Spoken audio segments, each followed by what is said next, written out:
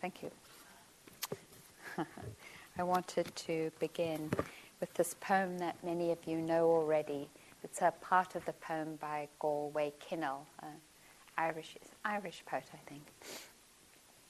And it's called Relearning Loveliness. The bud stands for all things, even those things that don't flower.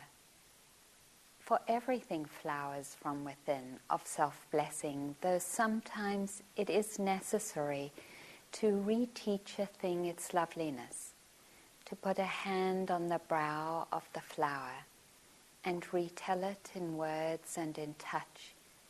It is lovely, until it flowers again from within of self-blessing. And that's what we're doing here, is learning to retell ourselves, because in some way we know already our loveliness, so that we can open and flower in self-blessings. I thought I had brought this quote from Martin Luther King that says basically what the Buddha says, which is that that hate is never the deepest expression of our humanity, that just love is. And in writing this talk, I thought about one of the monks, or some of the monks, who managed to escape from Chinese prisoner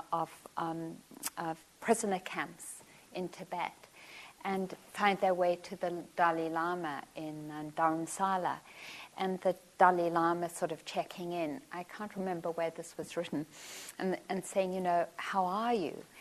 And one monk in particular saying, I was just really scared for one thing, and that was losing my compassion to my torturers, because then I would have lost my humanity. And that understanding of staying connected to the qualities of our loveliness is really at the heart of our own understanding. And that's what some of us talked about in our small group, because otherwise we wouldn't be here. And maybe we see it in smaller ways. Maybe if you are an animal person and you're walking along the street and you see a dog, your response, I've seen this with dog people, they immediately go over to the dog and pet the dog and talk to the dog owner about what kind of dog it is. And, and the words aren't so important. It's just this movement of the heart in response to seeing, a dog on the road. Or it might be, if you're not a dog person, you make the effort when you check out at the place where you shop. I shop at Whole Foods some of the time, and there's a cashier that's been there for years and years, and they don't get paid that much, and so I always see that response inside of me to say something like, "Hi, how's it going? Are you near the end of your shift?" Or just something to say, "Hi, I see you." Or it might be that you far surpass my own capacity of generosity in driving, and that when someone's waiting to come out into the road and there's a lot of traffic, you will actually stop and let someone in. And that sort of genuine generosity of spirit that each one of us has in particular ways. And one other example I know often in our friendships is that someone will call and it's late and you're tired, or I'll call my ex, for example, and she loves what's it called? The one where everyone sings. Huh? American Idol. She loves American Idol, and I'll call her. And I'll watch that kind of hesitation, because I don't watch it and I don't know when it's on. And she'll continue to talk to me, rather than saying, listen, can I talk to you later? I'm watching American Idol. And part of her really wants to say that. And I can feel her generosity of spirit, because she doesn't, at least some of the time. And she talks. And we all, just ordinary things. What's important about naming them is that often these beautiful energies are hidden to us. And we know that they come through us, but we don't see ourselves as lovely. And the Buddha says this is our basic quality, inheritance, characteristic as a human being. It is what's true and real about us. It is not temporary, like hatred and delusion and greed and craving. That those are actually temporary. What is fundamental about our nature is our generosity and love and kindness. And we actually do see it shine through over and over again. So there's this actually lovely other poem that I wanted to read from Mary Oliver. I have been in love more times than once, thank the Lord. Sometimes it was lasting, whether active or not. Sometimes it was all but ephemeral, maybe only an afternoon, but not less real for that. They stay in my mind, these beautiful people, or anyway, beautiful to me, of which there are so many, you and you and you, whom I had the fortune to meet or maybe missed. Love, love, love. It was the core of my life, from which, of course, comes the word for the heart. And have I mentioned that some of them were men and some were women, and some, now carrying my revelation with you, were trees, or places, or music flying above the names of their makers, or clouds, or the sun, which was the first and the best, the most loyal for certain, who looks so faithfully into my eyes every morning. So I imagine such love of the world, its fervency, its shining, its innocence and hunger to give of itself. I imagine this is how it began, life.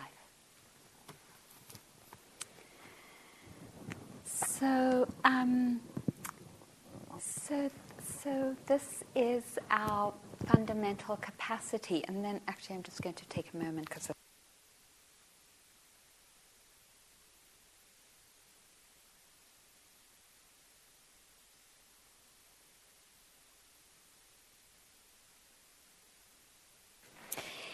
so then at the same time that this is true, this openness and love that is at the heart, is also how incredibly sensitive and vulnerable we are. I was just thinking about it, today that for me it was just a tiny chip, so tiny you could only see it under a microscope, of my disc that had herniated, that floated up my spine and lodged against the nerve column. This tiny piece of herniated disc. And yet, that tiny piece damaged the nerve because the nerve is so sensitive. And it's like, wow, we are so sensitive. Or if we just get a bit too much sun, we burn, or put our finger in the flame, or just, roll our ankle and a ligament is torn. We're incredibly sensitive and vulnerable. And often we don't acknowledge that as well.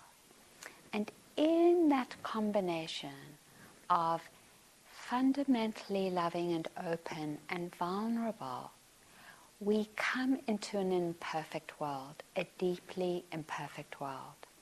We come into families where our parents didn't have often the kind of practices that would enable them to hold the whole of ourselves, to witness ourselves, to respect ourselves. And so each one of us, I know in one way or another, has survived our family hurt. Sometimes that hurt was really profound. And sometimes a little less profound, but actually perhaps no less painful. And then on top of that, we spent 16 years in school, 15 years in school, however many years of schooling you have had, 10 years of school, more maybe, where often we were not seen at all for who we were. We were not nurtured for our own particular individual strengths, but forced, at least I was, into the conformity of a school uniform and walking in lines in my high school in London, and really not seen and witnessed at all. Actually, it was horrible. Luckily, I got expelled.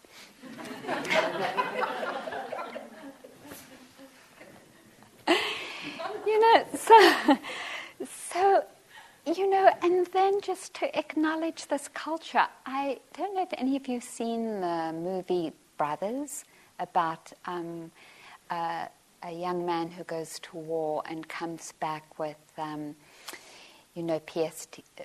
post-traumatic stress syndrome. Well, of course, because what kind of training does it take, and what does it take to kill other human beings? We have to be so shut down. And yet, in a way, this culture venerates that kind of masculinity and that way of living as a man, to be that shut down that you can take out a gun and kill another human being. Or a culture where there's an oil spill, or where there's, the financial meltdown, and no one who's responsible is willing to say, I'm really sorry, that was a terrible mistake, I want to make reparation. I mean, think of the amount of wounding in war and in those things, and how shut down you have to be to continue to do the kinds of things you're doing without saying that, without saying, I am really sorry, how can I help repair this?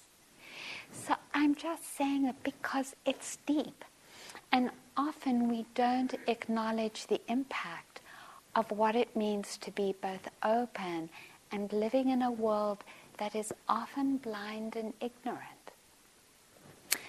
In this situation, old defense mechanisms come into play that we have used because we didn't have anything else when we were younger, and also as adults when we didn't have any other resource.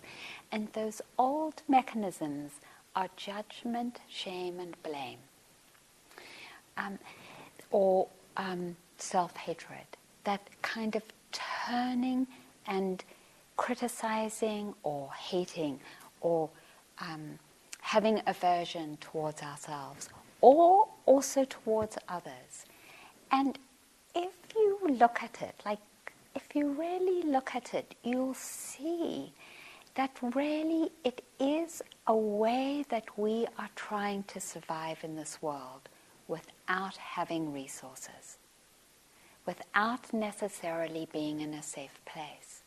And so the judgment and the shame and the blame are this kind of way of living with the hurt that we are carrying and the pain that we are carrying, because they were the only ways our minds and our bodies and our psychology could access.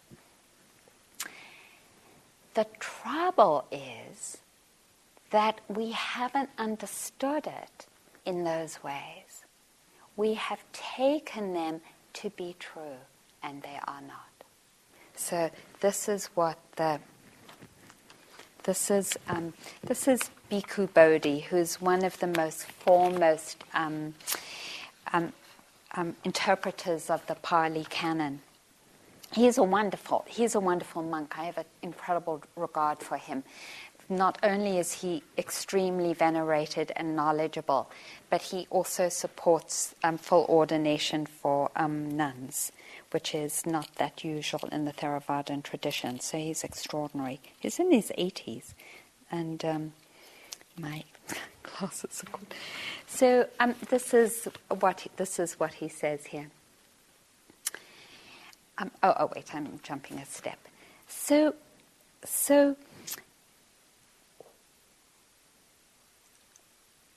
when we acknowledge both these realities, we have this incredible possibility to understand where we are and to begin to build a container that allows us to hold the pain that we are living with, so that we create the conditions for the old defense mechanisms to begin to dissolve. That's what the Eightfold Path is. That is actually what the Four Noble Truths are. The Buddha is saying this in a different way. It's the same content, which is that there is pain and suffering. You know, that we do have old defense mechanisms which don't hold us, which is craving and hatred and delusion. You know, that it is possible for the mind and heart to liberate itself, so that we are an expression of love. And then there is this practice, and the practice of building the foundation in which to experience our pain is the practice of training the mind to be present. Why? Why is it that mindfulness as a factor is so profoundly transformative? It is. You know, it's just like, why does water really nourish thirst? Well, it does. You know, it is one of its characteristics, and it is exquisite because it does two things. In every moment of being mindful, that mindfulness is actually a connection. It is a kind of intimate connection that we talked about in the question and answer period of saying, sort of, I'm here for you.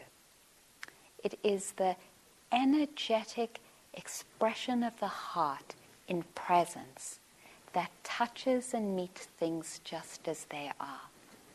And one of my favorite stories that I go back to over and over again is the story of Kalu Rinpoche being taken in Boston to the aquarium with a student. And because he couldn't read the signs, he would go from the one glass container or whatever it is where you see the fish to the other, tapping.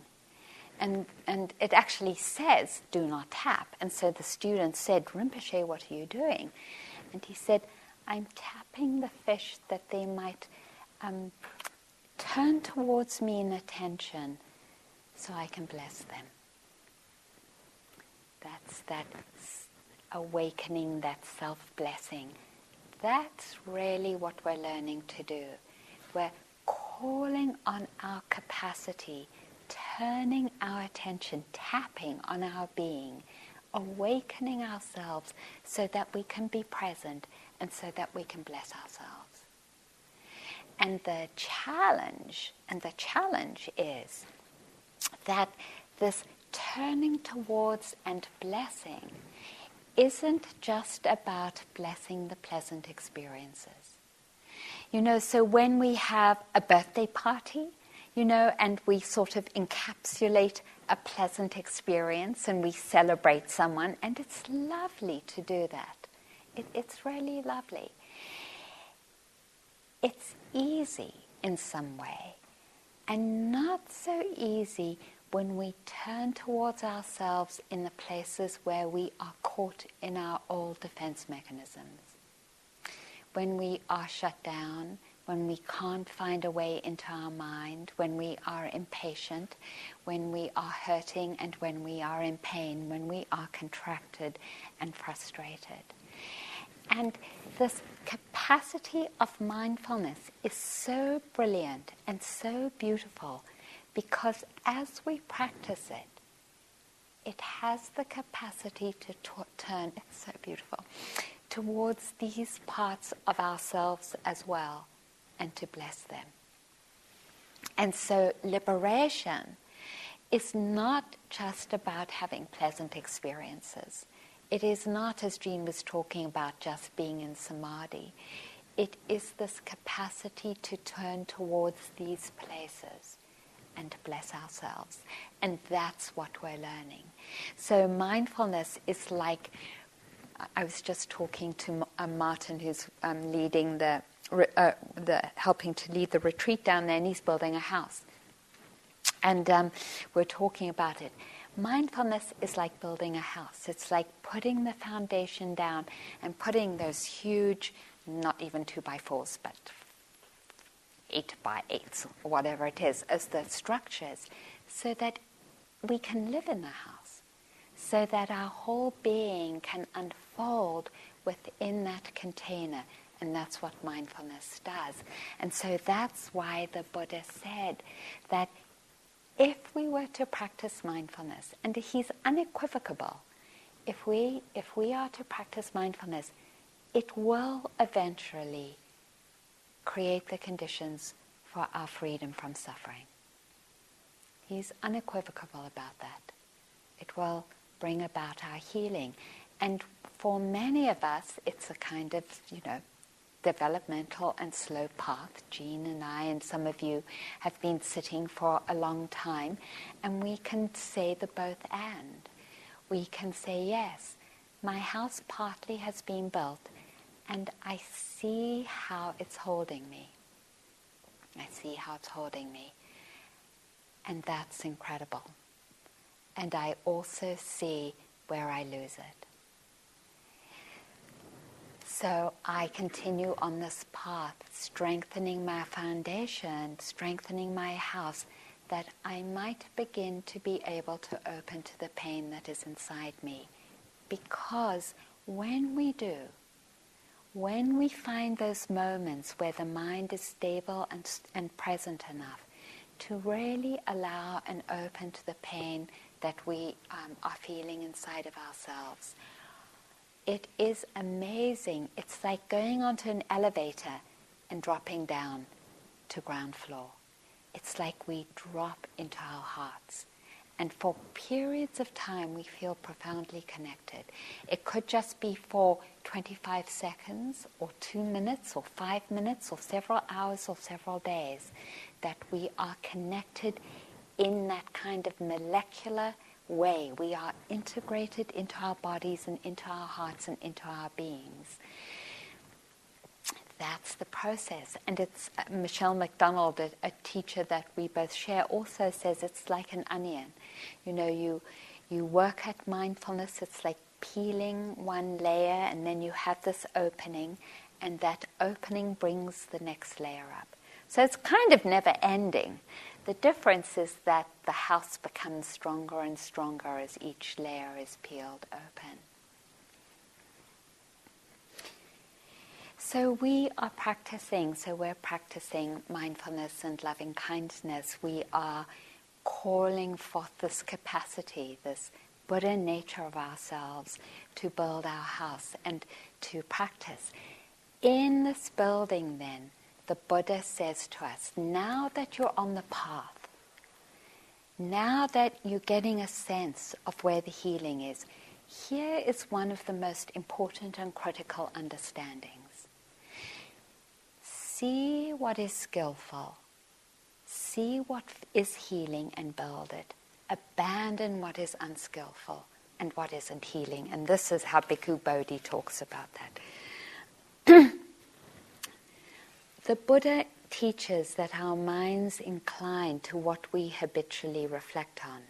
If we persistently think thoughts driven by lust, ill will, and harmfulness, these traits will become habitual. If we recognize the danger in these thoughts and the benefit in their opposites, we will incline instead towards non-attachment, loving kindness and compassion, which will eventually become habitual. The discourse on two kinds of thoughts in the middle-length sayings, number 19, offers a splendid example of this process as the Buddha himself applied it during the period prior to his enlightenment. While meditating in solitude, he tells us he realized that his thoughts could be divided into two categories, the unwholesome and the wholesome.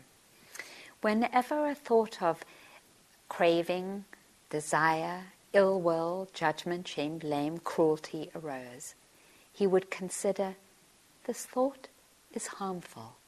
It obstructs wisdom, brings trouble, and leads away from freedom. In this way, he renounced these thoughts. And whenever a thought of renunciation, kindness, and compassion arose, he reflected, this thought is beneficial. It brings no trouble but promotes wisdom and leads to nirvana.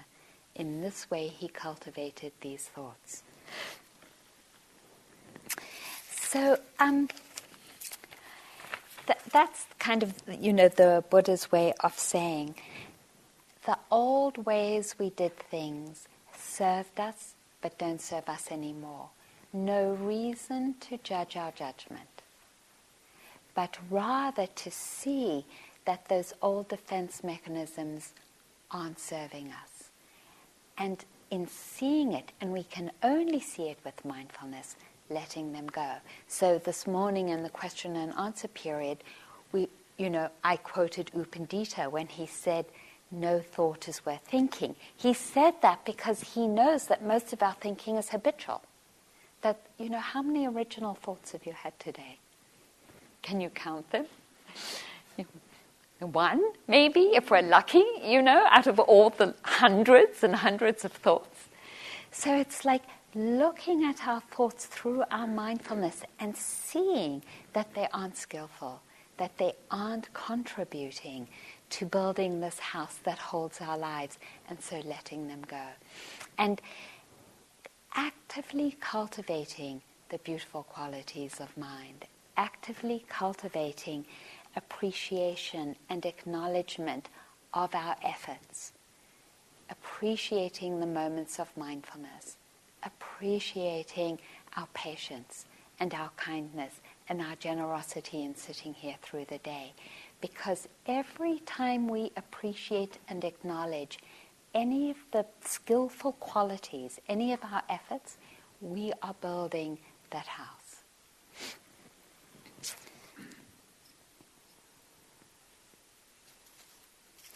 So then, in this process, we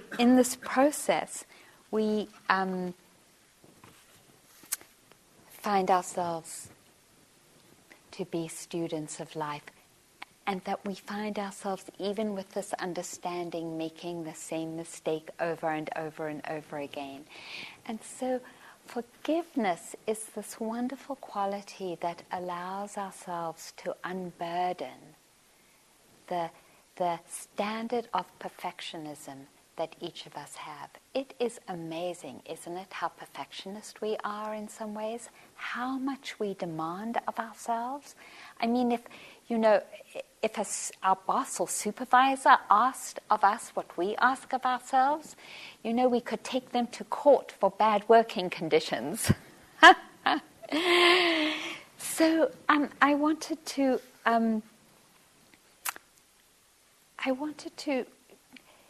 share how profound the practice of forgiveness has been for me, because it has been this pathway that has allowed me to make mistakes over and over again. And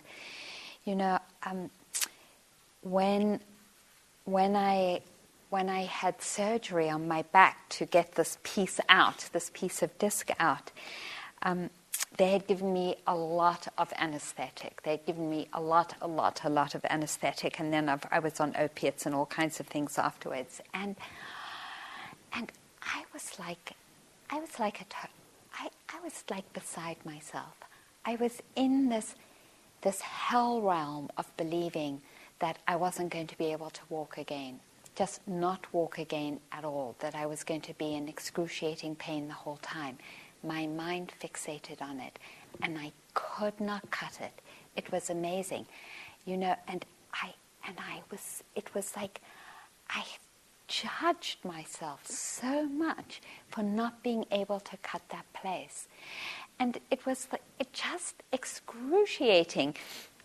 I would call my sister up on the phone, like late at night, and I would sob and say, I'm not going to be able to walk again, and I'm in all this pain, I'm going to be in pain the whole of my life, And she would sort of be so patient and say, it might not be that way, Arena. And I said, no, you don't know that. And it took a while to actually find my balance, and I did it by cutting all the pain medication because I couldn't find my spaciousness of mind and be on pain medication at the same time. And it was amazing, especially with that sort of subtle identity creeping in that I'm also a teacher. Like here I am not only an old practitioner, but a teacher, and here I am sobbing about never being able to walk again because I'm totally identified and caught in my fear and projecting it onto the future. And it's just so liberating to find that place that is forgiving, and to say, I forgive myself. I am a student and I'm still learning. And I forgive myself. And I am imperfect and I make mistakes over and over again. And I forgive myself. And it is this capacity that we have to go through experiences, to fall down and to fall down, and to allow ourselves to be students, that actually brings love and the conditions for mindfulness back again. It is one of the most beautiful qualities. I wanted to read a story that Bishop Tutu shares in a forum in America. He says, I'm your guest. I want to give you an example, a very deeply moving example. A young woman came from Stanford University. She was a Fulbright scholar. She went to South Africa. Amy Beale is her name. One day she decided she was going to give a lift to an African colleague and drove to the township. This is like in South Africa, even though it's integrated, it's still pretty divided up, and the townships are still where a lot of Africans live, and the poverty is very, very intense there. So she got to this township just outside Cape Town, which is actually where my mom lives, and a mob of youngsters who belonged to one particular political group began chanting their slogan, "One settler, one bullet. One settler, one bullet." Settler being white person. And since all the settlers were white, meant one bullet for every settler they saw. And Amy Beale was a settler. And Amy Beale had gone to South Africa because she had been committed to ending apartheid. They stopped people who were the leaders of this. They stopped her car. She jumped out and tried to run. She fell and they killed her. They stoned her to death. The young people who were the leaders of this mob were arrested and sentenced to fairly long terms. And then the Truth and Reconciliation Commission came along. And so they applied for amnesty. Her parents, Linda and Peter Beale, fly all the way from California to South Africa. Relatives and parents had the right to oppose the granting of amnesty if they wanted. Peter and Linda Beale attended the amnesty hearing, and Peter Beale got up and said, Amy would have wanted us to be here. Amy would have wanted us to support the granting of amnesty to these young men. And so we, her parents, have come to say, we want amnesty to be granted to these young men who killed our daughter. That would have been an almost unheard of kind of generosity. They established the Amy Beale Foundation, which aims to train young people in the township in which their daughter was killed to salvage them from the violence and the crime to which they would almost certainly succumb. The Beales are white Americans. One of the young men who killed, or who was involved in the killing of their daughter, works for the Amy Beale Foundation. So I'm not sure, yes, maybe you say this is an exception, but I would want to suggest myself that you have in this country not given enough play to one of your most incredible characteristics. And I'm not saying this to butter you up. You are some of the most generous people I have come across, and I have been around the world a little bit and have met people. In terms of philanthropy, you are top of the league. And that's, I want to say, why don't you export this rather than your bombs? That capacity is the example of two people who have built their own house so that they were able to feel the pain of what had happened, and in that capacity to actually extend love. There are places where we can't do that because we are in a developmental process. And so for those of us who've experienced extreme violence, it might be that we are nowhere near forgiveness, because forgiveness only comes from that capacity to open and to experience the grief and the sadness of the loss or of the trauma that we've experienced. So again, like just going back to my body, and when the doctor said, well, you're not going to get any better, this is it, you won't be able to run again or do any sports, or you're going to be in pain again for the rest of your life. It was amazing because I watched my mind sort of contract and go into shock, and there really wasn't, it was like there wasn't anything that I could do. Like say meta for myself, like may you come to ease with your diagnosis. What I saw is that it is a journey of actually opening to the pain. It's a journey of opening to the grief and loss.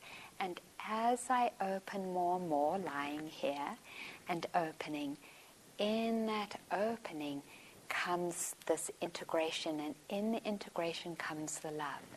So forgiveness is not like a top-down affair, but it is this wonderful capacity that allows us to be where we are without judgment, shame, and blame, to say, I understand that I'm shut down right now, and it's okay because I'm on a journey. And I also understand where my journey is directed. It is directed to both the building up of the beautiful qualities and the opening to the pain, because it's both those things that need to happen in order for the heart to fully open and to release. So, in saying this, then I want to invite you all to be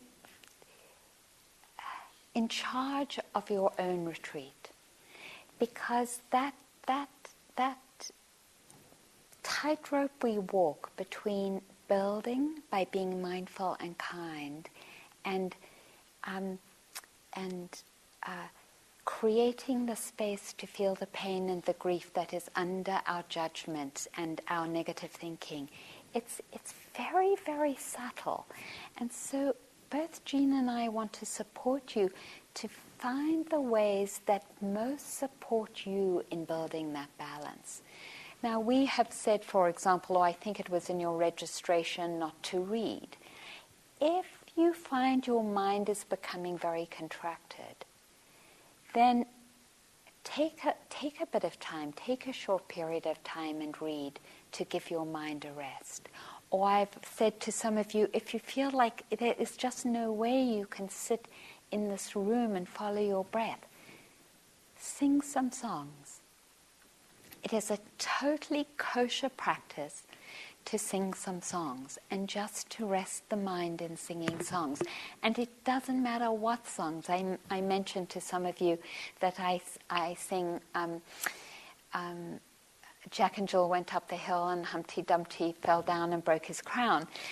because I don't remember a lot of songs of words, but I do remember those. And I have sat through 45-minute periods singing, taking a break, just understanding, oh, I'm sitting and giving my mind a rest, kind of extricating itself from that deep contraction and identification with what's happening.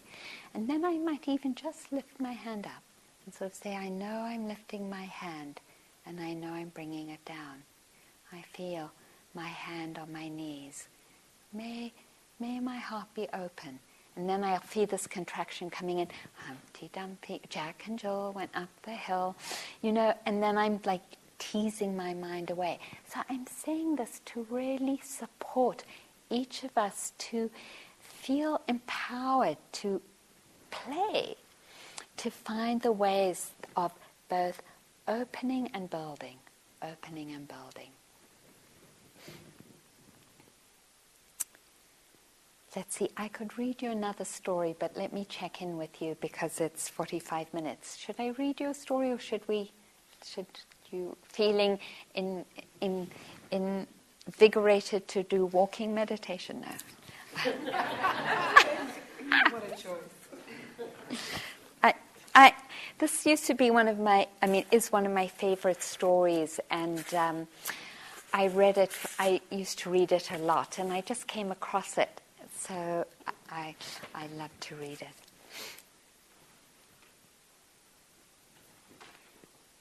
it.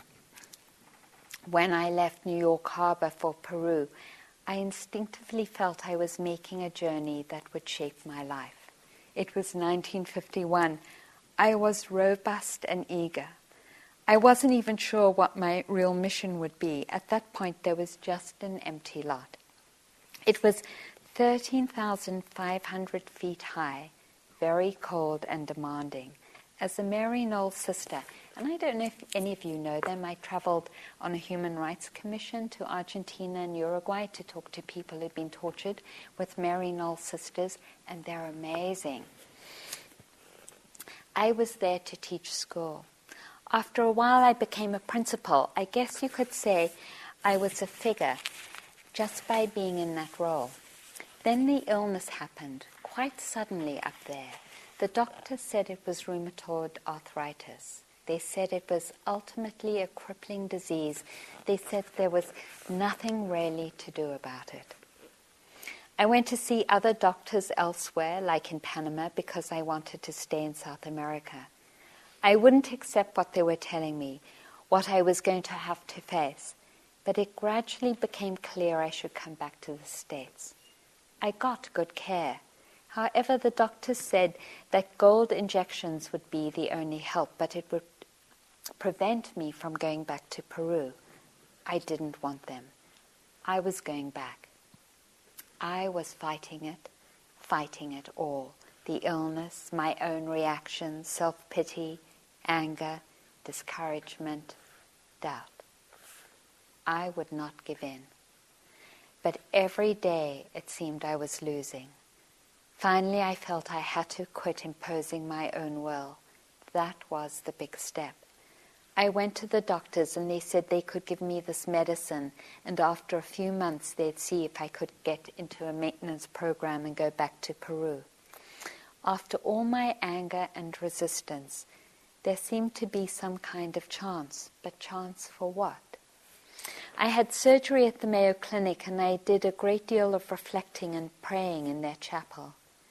There was a beautiful wooden statue of Christ there with outstretched hands. I think that's why it had been chosen, to inspire the hands of surgeons and nurses. As it happens, I was there to have my own hands operated on. I remember thinking that even though my hands were going to be broken and crooked, they would still be sacred to me. I'd use them to bring something to somebody.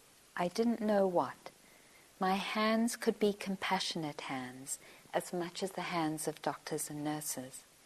So I sought to be able to enter into the world of the sick and to live with the misery of suffering.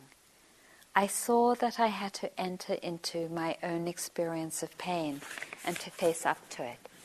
and to allow myself to be changed by it. Without that, nothing could be done. I saw that healing comes with owning our wounds as the first step in healing. I returned to Peru at a lower altitude. Almost everything had changed, especially my attitude towards the people I was working with. I could feel their terrible poverty and pain in a new way. In fact, it seemed as if I was seeing it for the first time. How often I'd rushed around trying to solve people's problems without really seeing them. And I just have to take an interruption here because I do this myself. But often when I see my friends and other people and they say, "How are you?" and I say, "Oh, I'm working with a significant amount of pain," they say, "Well, have you tried this? Well, have you tried this? No, this doctor's really great. You have to see this doctor or this chiropractor." And it's like you're overwhelmed with fix-it strategies. So how I'd rushed around trying to solve people's problems without really seeing them, the pain in their faces, the insecurity, the nervous hands, all expressions of the hurt inside. It was only when suffering had touched me that I began to feel their condition. The affirmation I got from them was so important. "You're the same person you were before, and even if you can't teach or do anything, we'd like you to stay," they said. Just to see me get up and try to do something seemed to mean a great deal to them. We were meeting on a level where we all suffer. That became our ground. And so my ministry changed. It became the ministry of walking together. Some of us with physical disabilities joined together to share our experiences. We were just being together, trying to understand what was possible for us, share what we could, examples of creativity.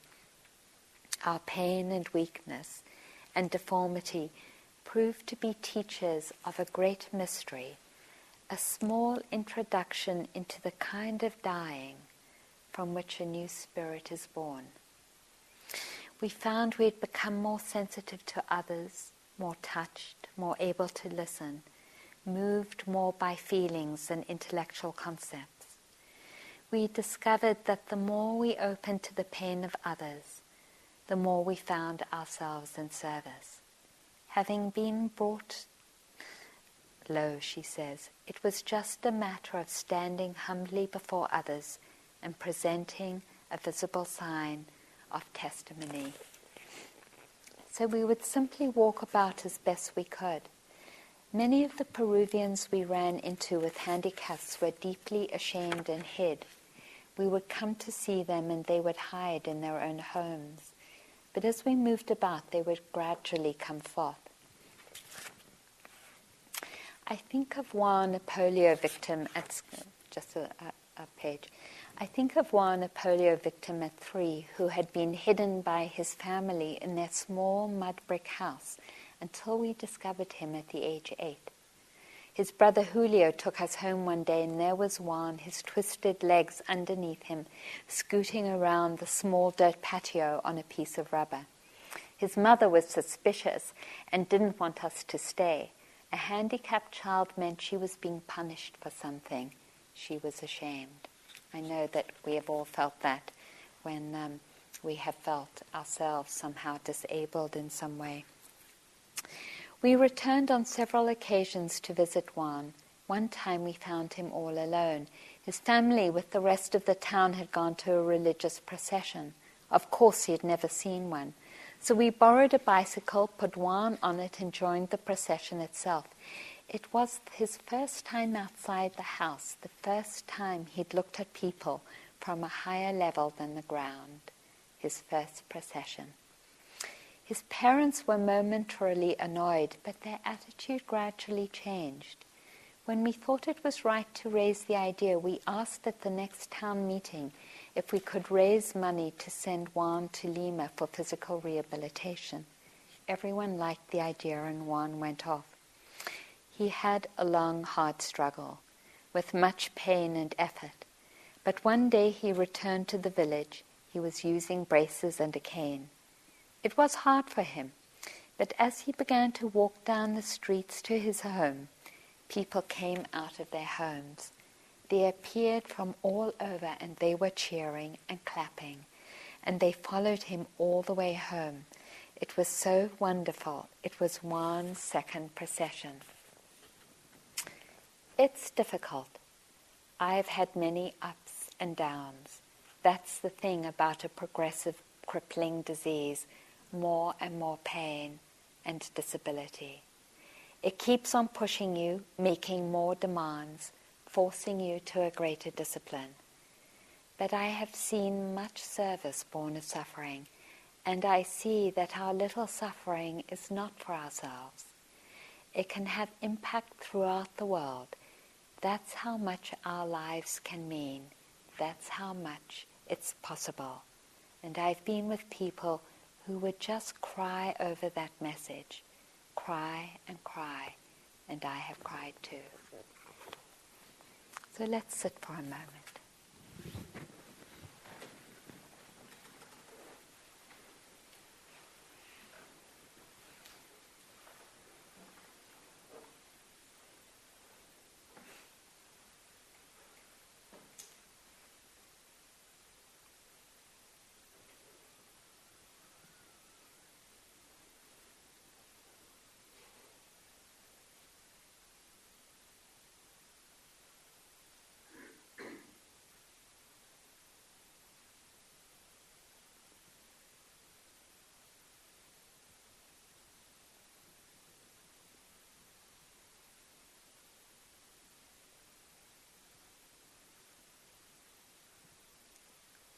Acknowledging our capacity to reflect both our own beauty and to hold our suffering and despair. And how we are carried by the great winds of mindfulness and love.